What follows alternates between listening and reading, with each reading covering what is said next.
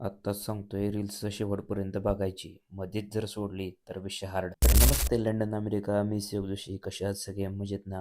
विषय हार्ड. आज जायचं होतं आपल्याला रानात बाजरी काढायला. मग आमच्या मातोश्रीने घेतला डबा करून सोबत आणि रथावर बसलो आणि थेट निघालो रानात. आपल्याला रानात जाता जाता आहे ना घाटातल्या देवीचं मंदिर लागते बघा. ही घाटातल्या देवीचं मंदिर. हे ना नातेपुत्याला जाताना ना घाटातल्या देवी मंदिर लागते. ह्या मंदिराबद्दल सांगायचं जर म्हणलं, ही घाटातली देवी म्हणजे तुळजापूरची देवी दुसरी आणि ही आमची देवी. आणि अष्टमीला रात्री 12 वाजता आहे ना इथं मोठा होम चालू असतो. ते पूजा करायला मी स्वतः असतो, शिव जोशी. तिथनं परत रथ काढला आणि थेट आलो आपल्या रानात. रानात आल्याला पहिल्यांदा विळा घेतला आणि बाजरी काढायला चालू केली. आता तुम्ही म्हणताल बाजरी काढायला जमते का तुला?